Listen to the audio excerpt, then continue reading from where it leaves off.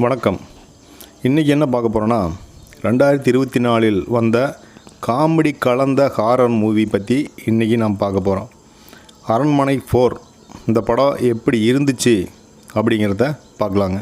இந்த படத்தில் சுந்தர் சி, தமன்னா, ராசி கண்ணா, சந்தோஷ், ராமச்சந்திரா, கோவை சரளா, யோகி பாபு என ஒரு காமெடி பட்டாளம், அதோட ரொம்ப முக்கியமான கேரக்டர் நடிக்கக்கூடியவங்களாம் இந்த படத்தில் நடிச்சிருக்காங்க.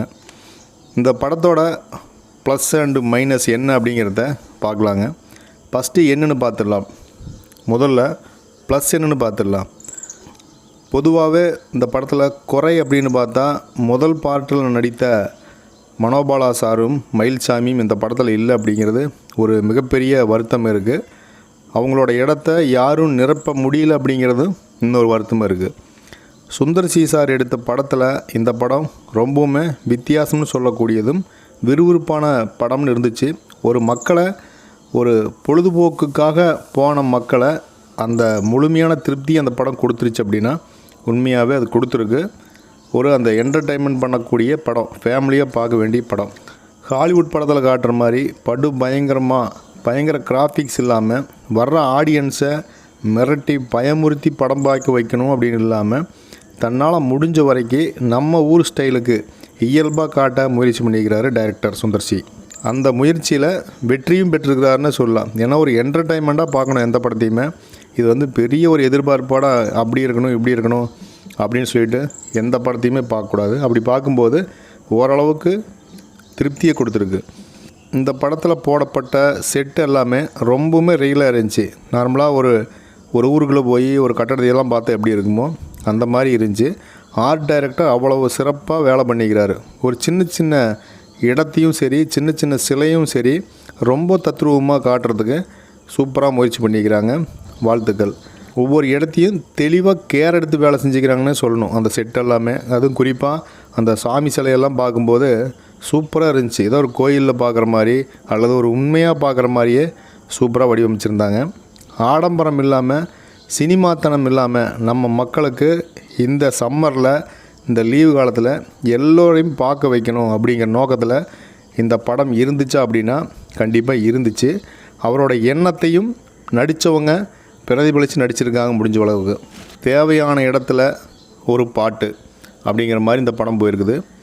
கதை மிக சிறப்பாக இருந்துச்சா அப்படின்னு சொன்னால், இது என்டர்டெயின்மெண்ட் படம், ஒரு கமர்ஷியலான படம். அதுக்கு தகுந்த மாதிரியான கதை, கண்டிப்பாக கதையை உட்காந்து சூப்பராக எழுதிக்கிறாங்க.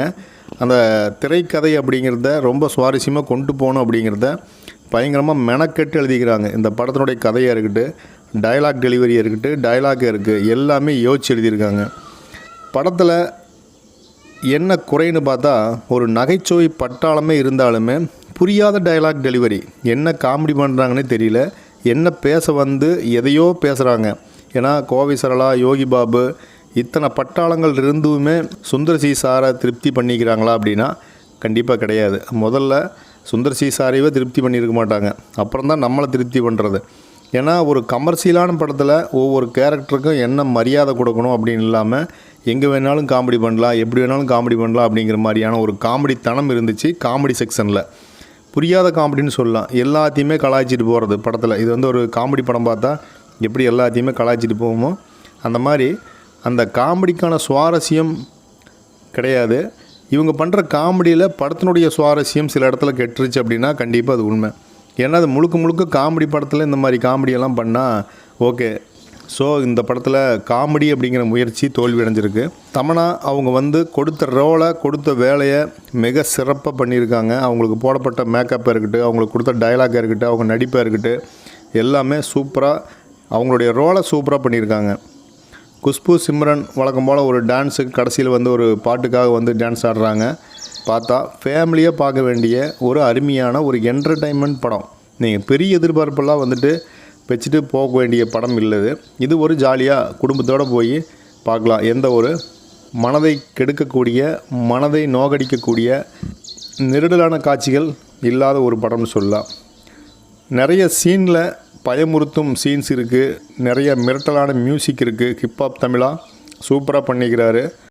வழக்கம் போல் அவருடைய முழு திறமையையும் இந்த படத்தில் காட்டி மியூசிக் பண்ணிக்கிறாருன்னா அது எந்த மாற்று கருத்தும் இல்லை.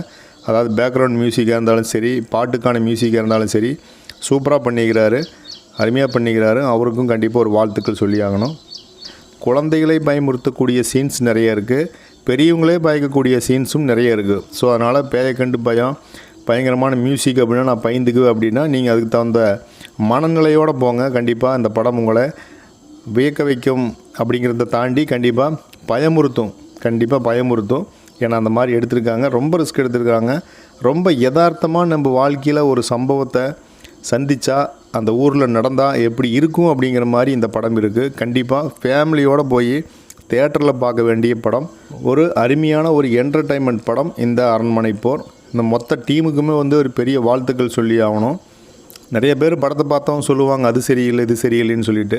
நம்ம எதுக்காக படம் பார்க்க போகிறோம்? அந்த ஒரு 3 மணி நேரம் நம்முடைய மனசு ரிலாக்ஸாக இருக்கணும். அங்கே நடக்கிறது நாம் முழு மனதோட ஒரு படத்தை பார்த்தோம்னாவே அந்த படம் சிறப்பான படமாக மாறிடும். நம்ம கவனத்தை எங்கேயே வச்சுட்டு நம்ம அந்த மாதிரி இருந்திருக்கணும் இந்த மாதிரி இருந்திருக்குன்னு சொல்லிட்டு எந்த படத்தை பார்த்தோம்னாலும் அதில் குற்றங்குறை சொல்கிறவங்க 1000 பேர் இருப்பாங்க.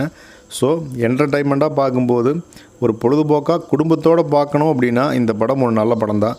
கண்டிப்பாக தேட்டரில் பார்த்தீங்கன்னா அதுக்கான எஃபெக்ட் உங்களுக்கு கிடைக்கும்.